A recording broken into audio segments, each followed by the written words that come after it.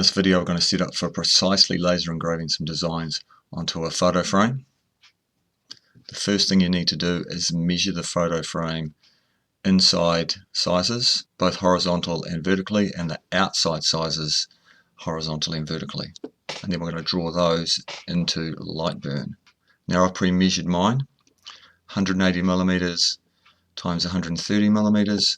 The frame is 54 millimeters wide, so it's 288 times 238. So I'm going to go into Lightburn. So we're going to draw two rectangles, one for the inner frame, one for the outer frame. Go back to the cursor, outer frame 288,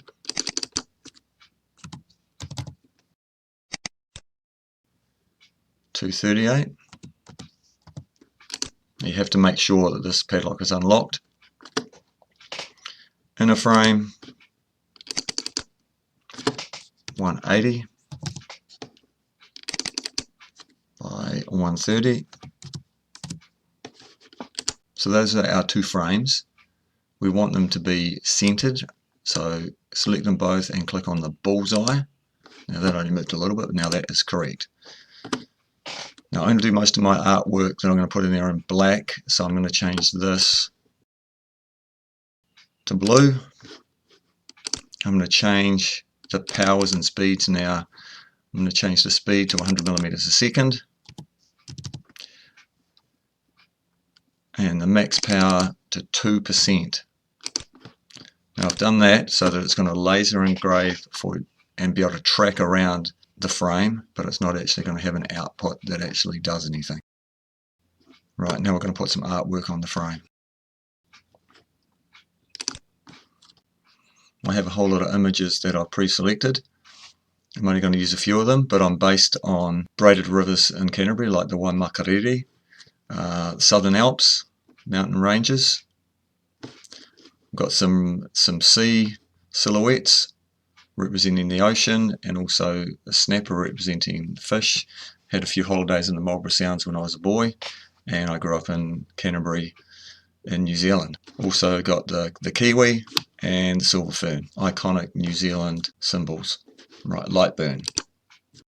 File. Import. So we'll get the silver fern. Open. We'll just scale that down a bit.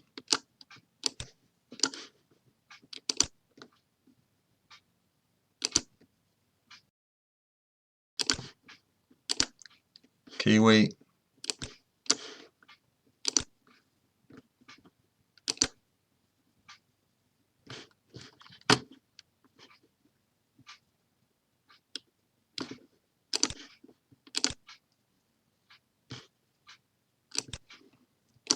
Braided river.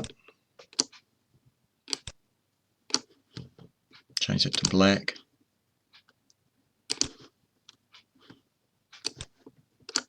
Change all of these to black as well.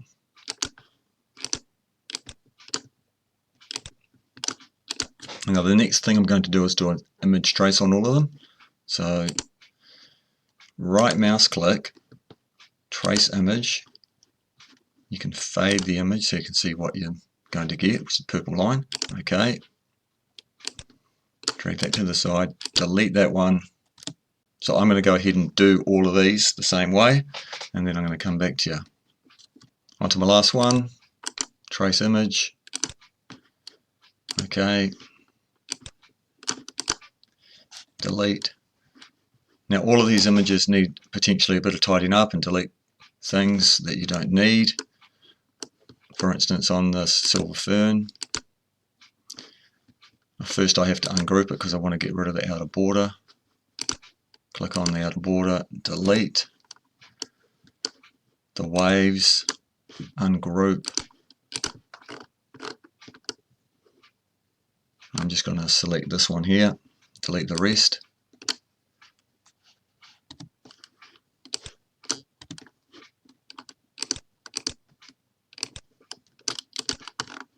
I'm going to ungroup the mountains as well. Group.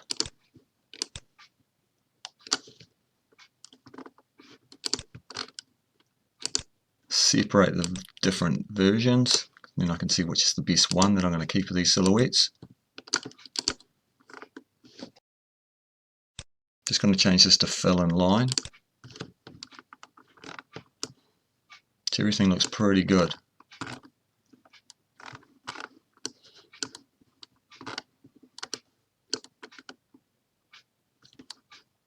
This one looks good. And I think that one's the better one of that silhouette. So I'm going to click on that one, delete that one. Now these top lines aren't very straight, so I'm actually going to fix that up. And also over here, there's a few imperfections on this as well that I'm going to tidy up. So I'll go and do this one first to show you what to do, and then leave you for a while I fix it up. If I click on it and go to the nodes here, well actually first I'm going to have to ungroup it. Now I've got the nodes, and there's just millions of them. But I can go back to the cursor, click off it, and where I've got some of these random bits like that one there, I can just delete it.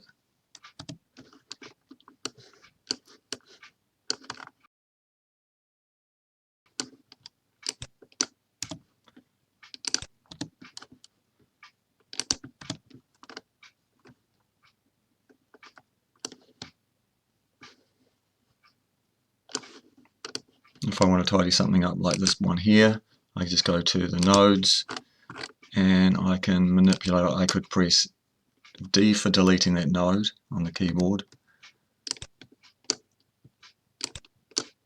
and spend a bit of time adjusting things so that it was more straight. D for delete.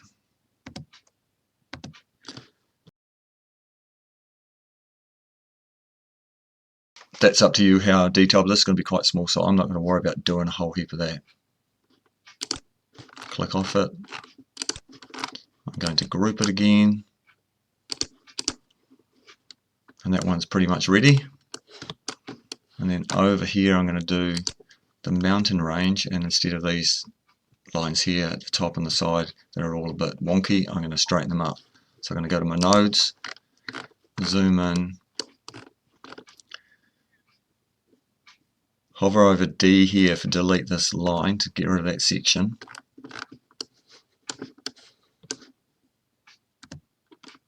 Go back to the cursor, click on the line that I want to get rid of, delete that, and now that's completely gone. I'm now going to go to my pencil tool. Now when it hooks on or snaps in, it's going to go to those sites. Hold the shift key so I get it straight. I'm going to go up to this reference line or grid line, go across,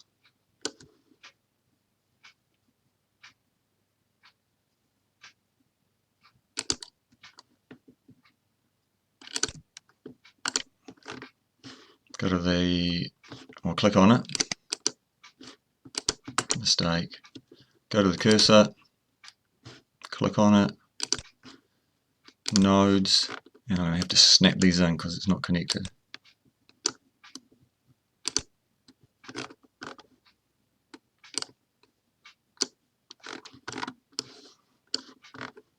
I think that's connected all up now. Yep, just backspace that. So that's that one done. That's a lot neater. I'll do the same with this.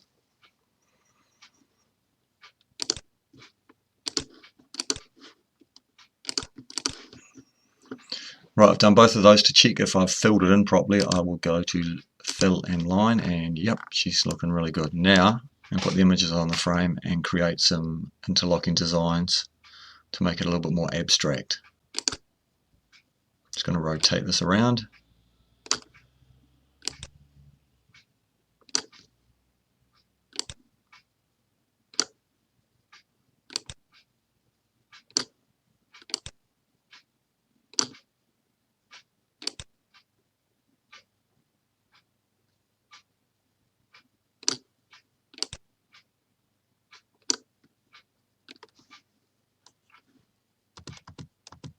You can use the arrow key to move things around. I want two of those. I'm going to rotate one around to there, so I'm going to do a Control C.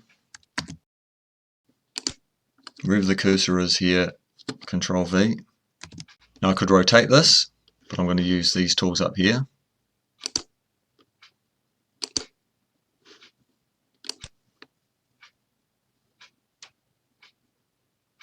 So I've got two the same.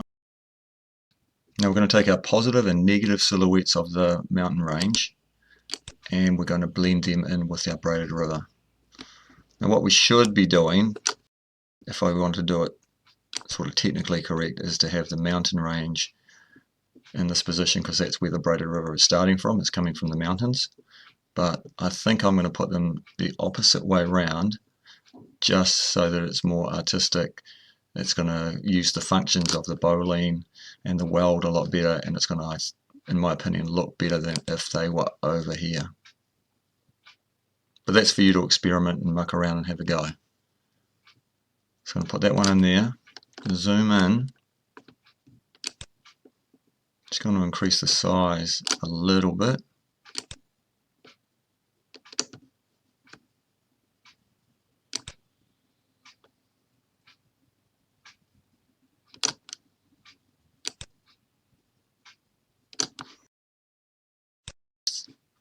Then I'm going to select both of them and I'm going to use these tools over here. I'm going to weld these together.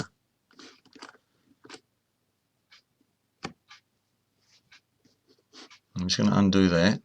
Looks okay.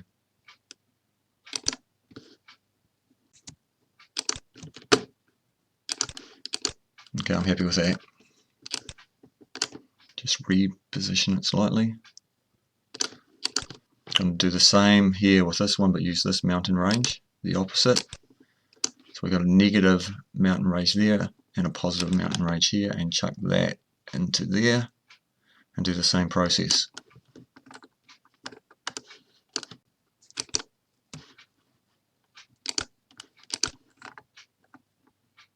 And that looks pretty cool. Right, next stage is I'm going to get the kiwi and the silver fern and blend those two things together. I'm going to take that over here. This is where you can just muck around quite a bit with the weld and Boolean tools over here. Now if I overlap, I'll just scale this down a bit. But if I overlap the silver fern over the kiwi, that looks very interesting in itself. But you can select both. We can weld them together.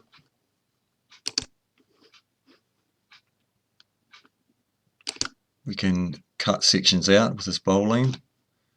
And if you do it a second time, it gets the opposite. Interesting.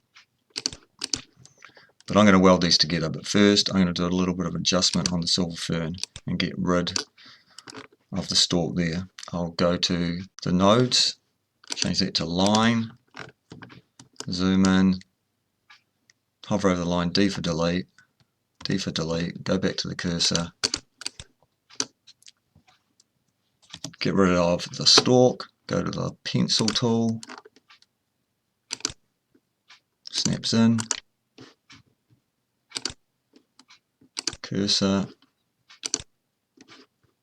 nodes, I want these to snap together. Now that's one, back to fill.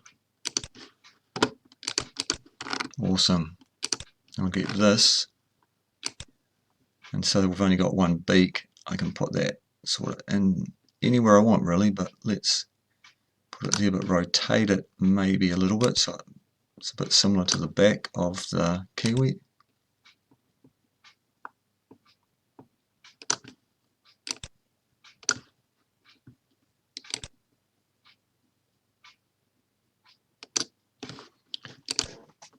Select both, weld them together. Interesting. Could be better actually. I might make the undo that. I might make the silver fern a bit bigger.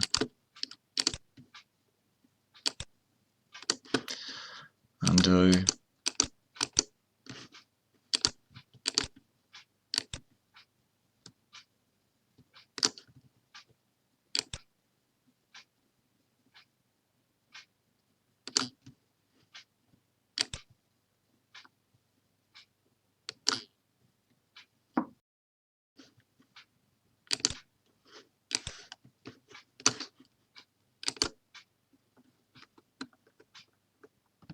Yeah, that looks way better.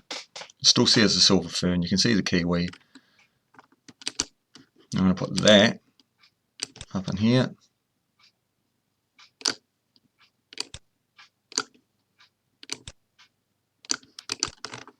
Now the fish and the wave are quite interesting as well, and you can spend a bit of time doing different versions of those as well.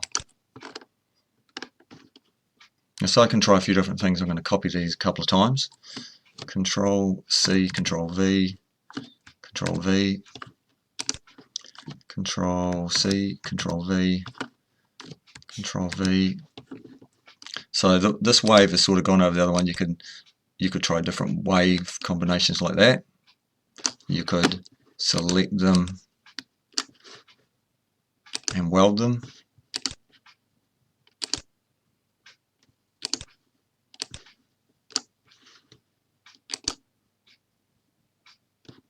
Undo.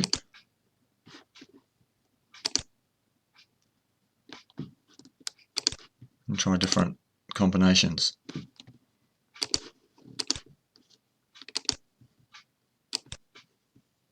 Same with the fish, the snapper. But you can have a bit of a play with those to make them a little bit more interesting. I'm going to combine the fish and the wave, but I'm going to turn the wave around. So I click on it, I've got the mirror. I'm going to blend those two things together.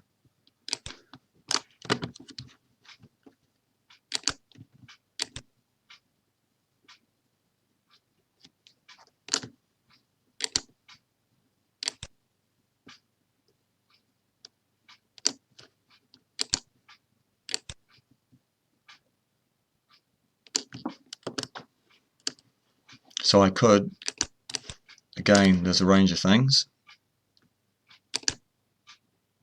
No. And if I click on that one again, it will do the opposite. But I think I'm just going to weld them together.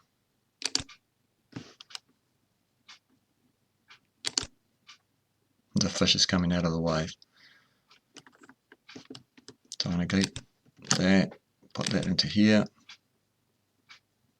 Just have to scale it down a bit.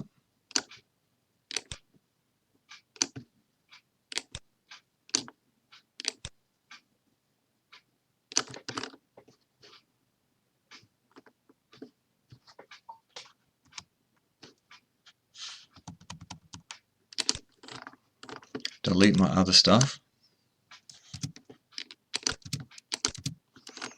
I'm just going to group these things together.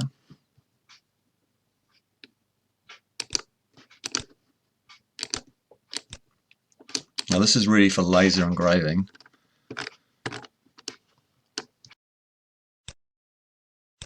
You could have some things that are lined and some things that are filled. All you've got to do is change the colour. Next thing we're going to do is set up the speeds and powers. We've set the blue line already to 2% power, so it's going to laser engrave it when we go to laser engrave the whole thing, but it's not actually going to laser cut anything. The main reason we've done this is so that when we set up the laser we can put the frame in exactly the correct place based on the red laser pointer. So this is what it's going to do. It's going to laser engrave the frame first, but it's only going to be at 2% power, so it's not going to do anything. Then it'll start doing these. Okay, so that's set at 2% power. So for the fill, 100 millimeters a second times 30%, or 150 millimeters a second at 40%. If it's just going to be a line, we're going to do that at 100 millimeters a second at 25%. I'm going to set up for fill, and I want it to be done pretty fast. So double click, 150, min power 40. This one should change. Okay, so now I'm 150 millimeters a second at 40% power. So it should do it reasonably quick.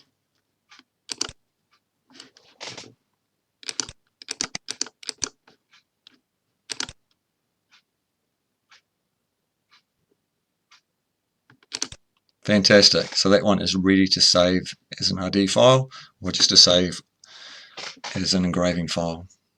Thank you very much for watching.